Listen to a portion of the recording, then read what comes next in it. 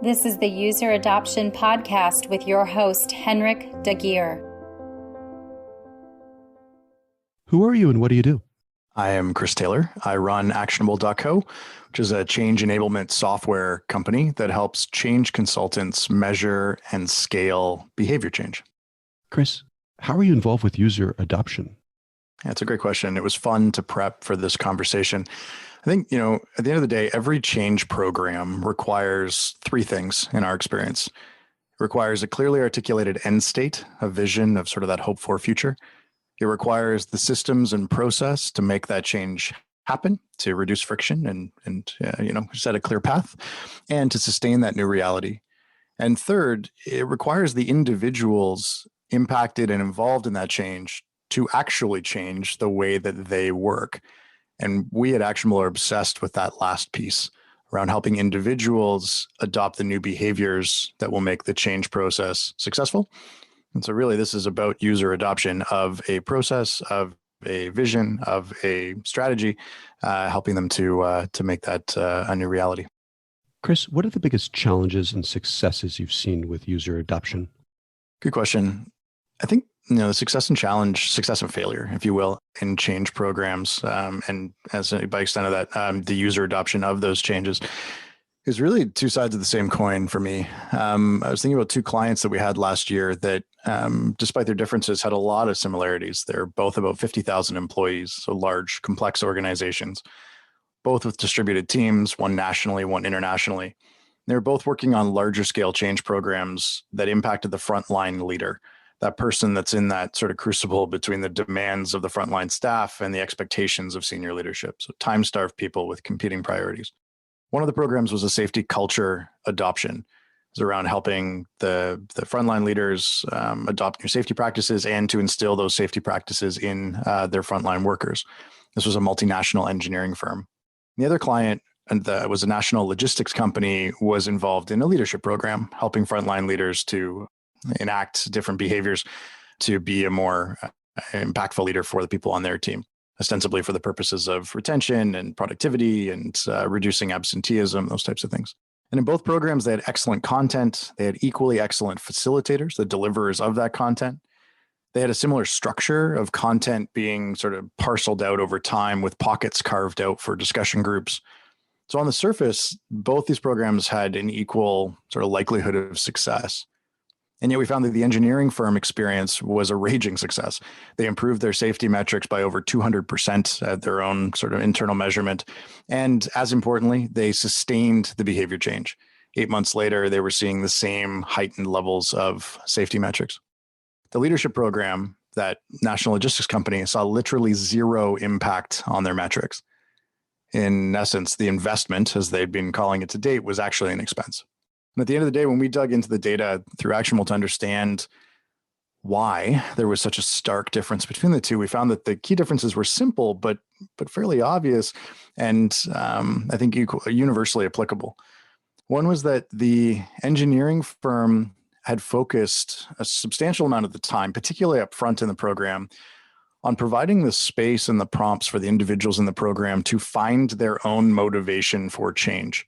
And it sounds obvious when I say it, but there was a subtle difference here because they weren't being told why the change was important. They weren't even necessarily being told why the CEO thought the change was important. They were being told the facts about the content that they were going to be working through, and given the time and space for them to find their own reason to engage with the change. And it's an interesting move on the part of the facilitator and the client overall in this case, where there's a risk, of course, in not telling them why it's important, but letting them come to their own realization as to why it's important. Because in the back of our heads, we go, what if they don't? What if they don't think that it's important?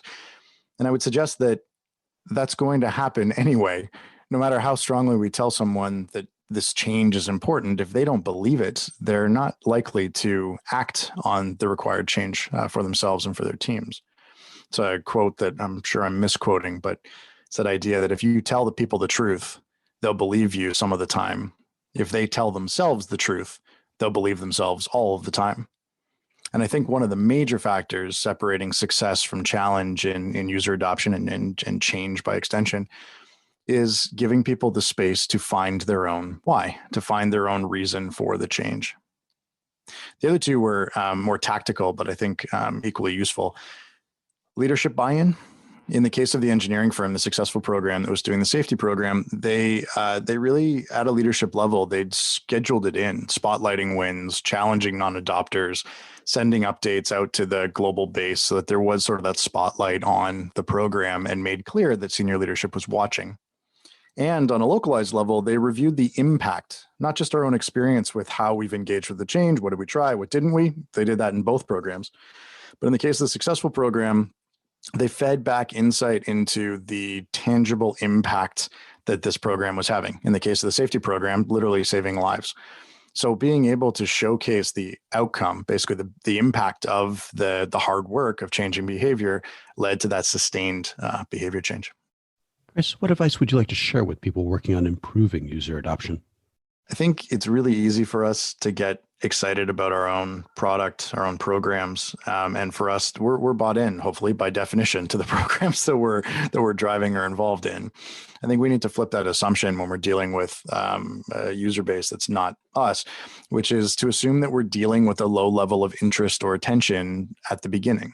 I really struggled to find a negative to taking that approach. Either people are going to be at or above expectations if we set those expectations lower.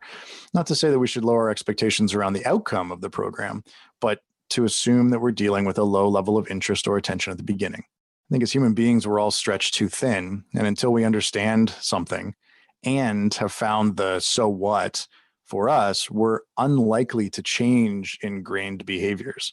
And so if you want to improve user adoption of anything, I think there's value in leaning into behavior science.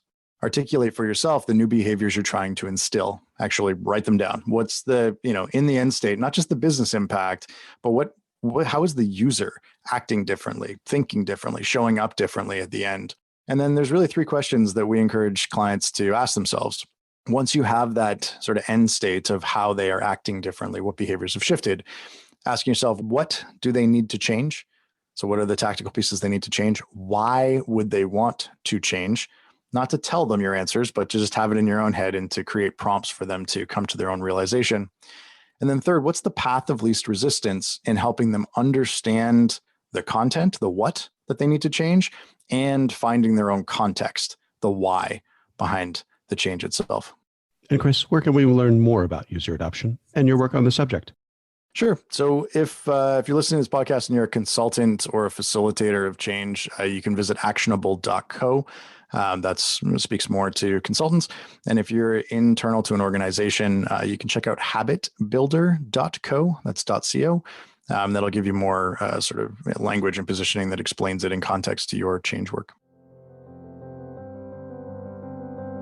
For more on this, visit useradoptionpodcast.com.